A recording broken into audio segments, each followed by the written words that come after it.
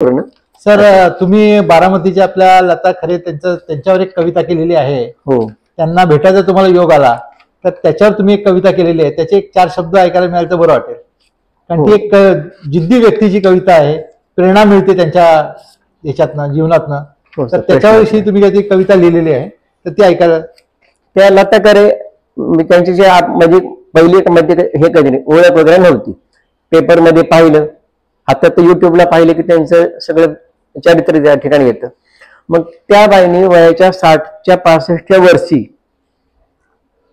म्हणजे आपल्या पती आजारी असताना पतीच्या एका जिद्दीसाठी पतीला मी दवाखान्यात नेऊन त्याला नीट करून घरी आणणार एवढी जिद्द तिने मनात ठेवली. आणि तिच्याकडे पैसे काय नव्हते.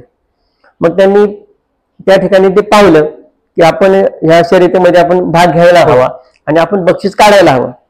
कधी न पाहिलेली 9 वारी काष्टा घातलेली बाई ती पदर खोचते, पायामध्ये काय नाही, उन्हाळा भरपूर असतो आणि डांबरे रस्ता, हातापायाला फोड येतात आणि ते जिद्दीने पळते, शर्यतीत भाग घेते त्या वयात आणि भाग घेत नाही तर त्या ठिकाणी ते बक्षीस काढते. त्यांच्या जिद्दीला सलाम करून मी माझ्या या पुस्तकामध्ये एक कविता, दीर्घ कविता आहे ती, तर त्यांची मी फक्त 4 शब्द जरा 4 ओळी त्यातल्या सांगतो.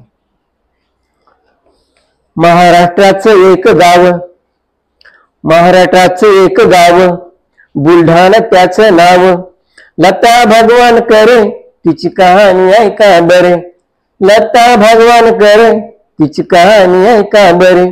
ती करी शेतात खुरपणी, ती करी शेतात खुरपणी, पती गवताचं भार आणि एक मूल असं गोजीर, कसा बसा चाल संसार, एक मूल असं गोजीर, कसा बसा चाल संसार. पती अचानक आजारी, झाडपाल्याचा काढा करी, फरक पडला नाही तरी दुआ मागे देव दरबारी.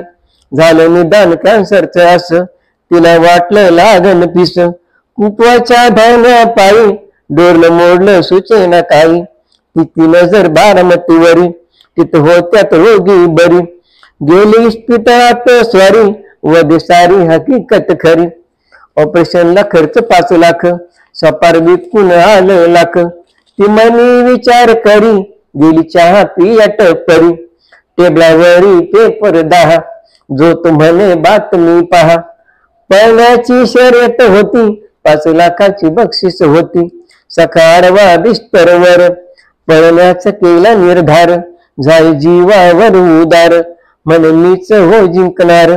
रातभर लागला नाही डोळा, दिसे मैदानावर सोहळा, सांग पोटाच्या खळग्याला वडापाव खारे पोळा.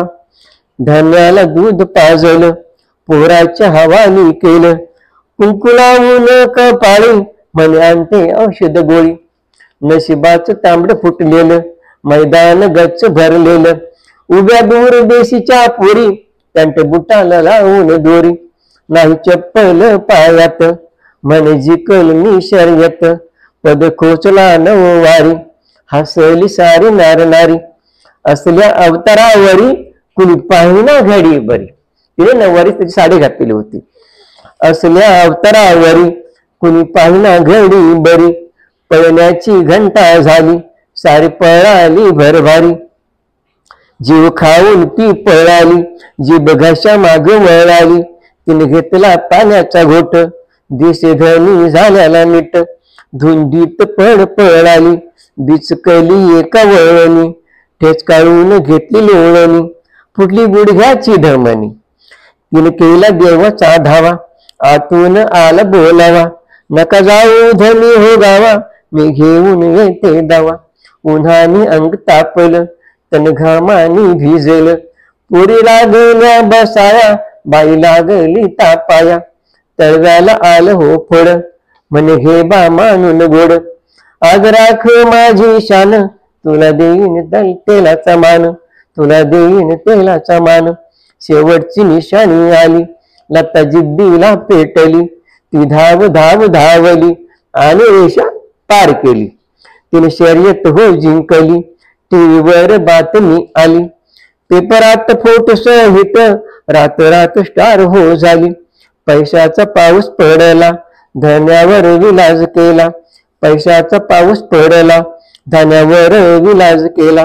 ताई सांगते सर्वांना, करू नका कुणाचा हेवा, जिद्द मनात कायम ठेवा. करू नका कुणाचा हेवा, जिद्द मनात कायम ठेवा. जिद्द मनात कायम ठेवा. जिद्द मनात, जिद्द मनात, जिद्द मनात कायम ठेवा. फार सुंदर सर. ही कविता म्हणजे त्यांच्या लाईव्ह म्हणजे संपूर्ण ते त्या क्षणाचं जे चित्रीकरण तुम्ही केलेलं आहे अतिशय जिवंत वाटतं. म्हणजे असं वाटतं की आपण तो क्षण बघतोय, अनुभवतोय, त्यांच्या बरोबर आपण आहोत.